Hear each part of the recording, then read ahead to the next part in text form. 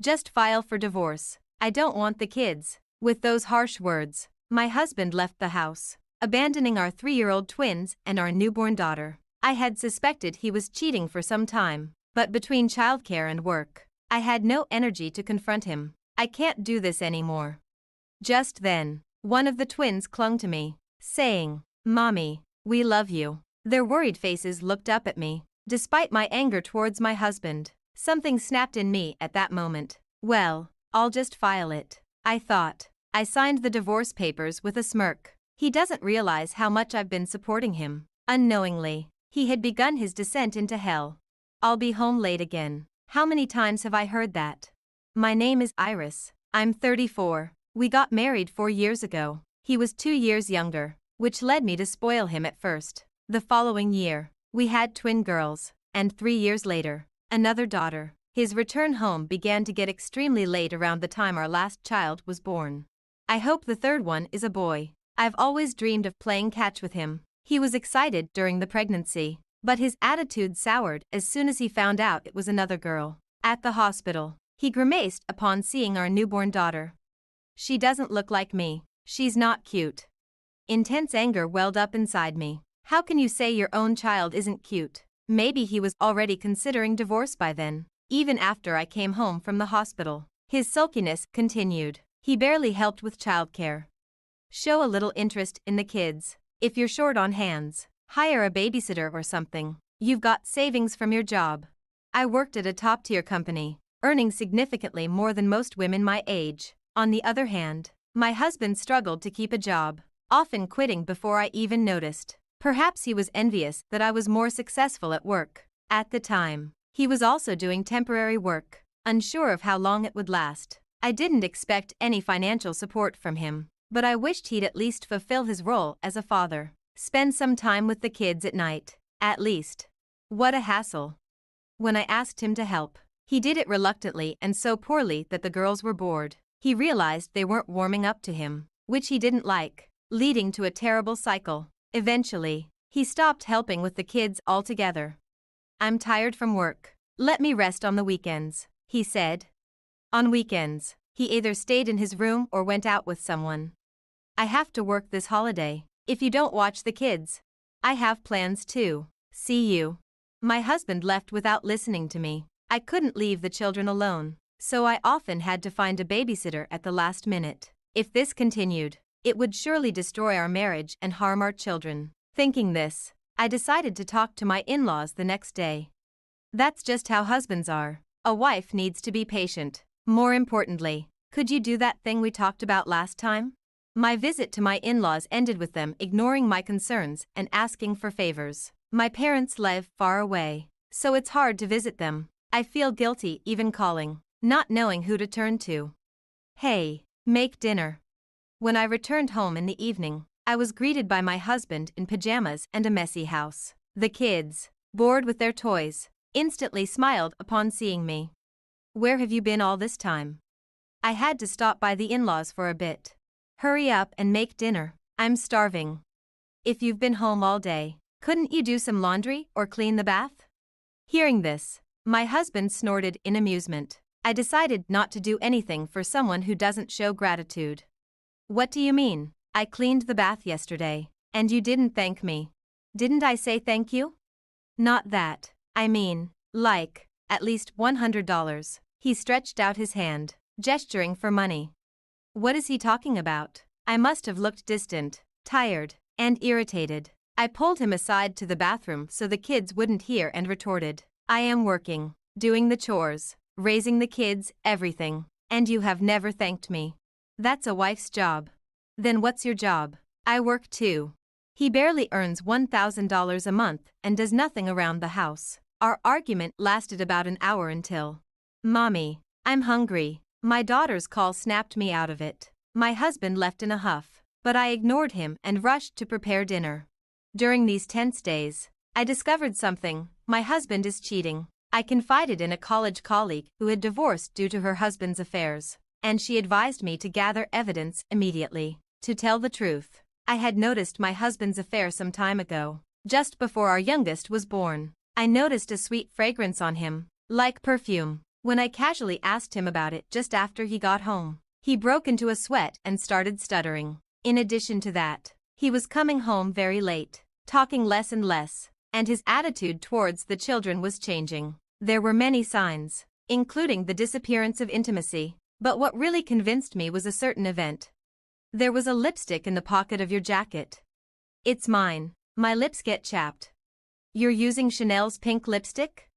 Maybe it's my mom's. His evasive answer sounded like a lie. Then, as he hurriedly said, I need a bath, and stripped off his dress shirt on the way to the bathroom, I saw it. What is that? I sighed. It was clearly a hickey in a place usually covered by clothes. I was about to confront him but immediately thought better of it and decided to gather evidence first. Take your time warming up, I smiled sweetly, pretending I hadn't seen anything. The next day, I came home late from overtime. My daughters were already asleep, and the room was wrecked in silence. We need to talk.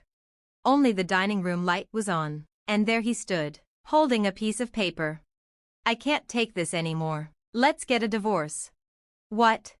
Just file for divorce. I don't want the kids. Without waiting for my response, he handed me the divorce papers and left. Mommy. The sound of the door closing woke up the twins, who looked at me worriedly. It's okay. Sorry for waking you. Though I told my daughters it was okay, it clearly wasn't. He's reached his limit? That's my line. And what does he mean he doesn't want the kids? Mixed emotions swirled in my head, and I hadn't even noticed the tears streaming down my face. Mommy, we love you. Sensing something, the girls hugged me tightly. At that moment, I came to my senses. I can't go on like this. I can't worry these little girls. I realized that as long as I have my children, I'm happy, and this is what I should have done from the start. Well, I'll just file it. When I said this with a determined look on my face, my daughters smiled, and we all slept soundly that night. The next day, I filed the divorce papers first thing in the morning and called a certain person. Yes, please go ahead with it. It's my husband who will have trouble. The person on the phone listened to my story and took action. This was something I had considered before. If my husband betrayed me, I would end everything we had been doing. If that ruins his life, it's none of my business. 3 days later. Iris, where have you been? Waiting for me as I returned from work were my in-laws and my husband. My mother-in-law was furious, my father-in-law pale, and my husband seemed clueless, dragged along without understanding the situation. Have you been waiting at the front door all this time? That's kind of creepy. This is no time for that. What is this? My mother-in-law thrust a letter at me. It's a notice from a lawyer. I can see that much. Her face was tomato red as she raised her voice. I need to pick up my daughters, so excuse me. Ignoring them, I went inside, but my furious in-laws followed me into the living room, insisting on a discussion. Why would you suddenly send this? I don't understand. You would understand if you read the letter, wouldn't you? Using a lawyer, how cowardly. Despite being in the wrong, my MIL's outrage was something else, mixed with irritation and confusion. I was constantly thinking about how to convey my feelings. Then my husband, who seemed to understand nothing, finally spoke up.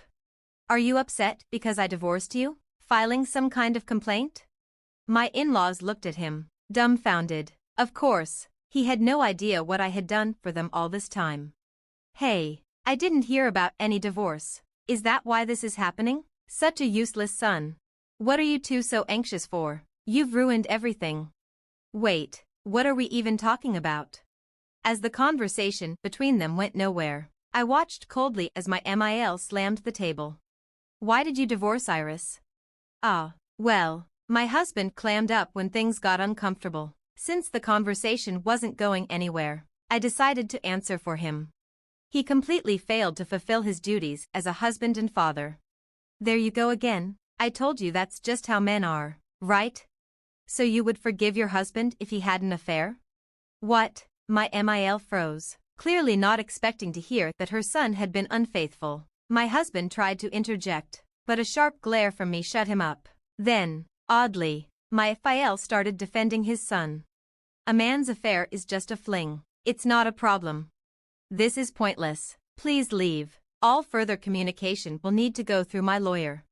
So what are you talking to a lawyer for now? You're agreeing to the divorce, right? My husband was confused, clueless about what was going on.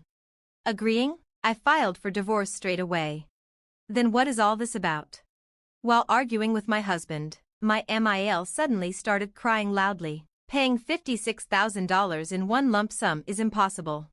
What large sum? What are you talking about? Who's paying whom? Finally, the moment had come, time for my husband to regret. I proudly revealed what I had kept hidden until now.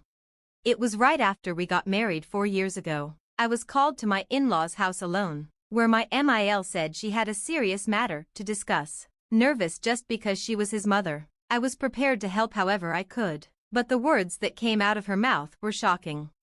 "I need $60,000, she said out of the blue, leaving me utterly confused. As I hesitated, she bluntly asked about my salary. Unable to withstand her pressure, I admitted it was over $100,000, and her eyes lit up. Apparently, my FIL had gotten into horse racing, losing big amounts without ever winning, and had even accumulated debt. Desperate for $60,000 to cover his debts, she pleaded with me, and I couldn't say no, repeatedly insisting she would pay me back. 4 years passed, and all I got back was just $4,000. There were times when she repaid some only to borrow again.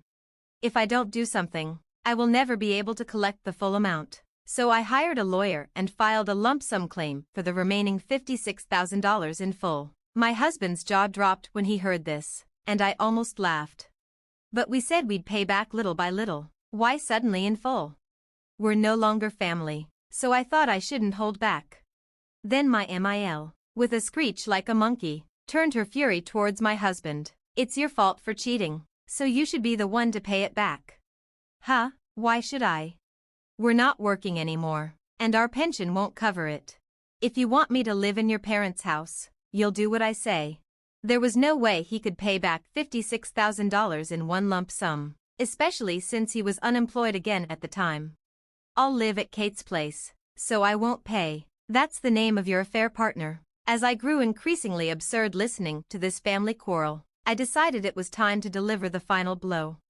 "Don't think it ends with $56,000. I'm demanding $20,000 each from you and your affair partner as compensation, plus child support, of course."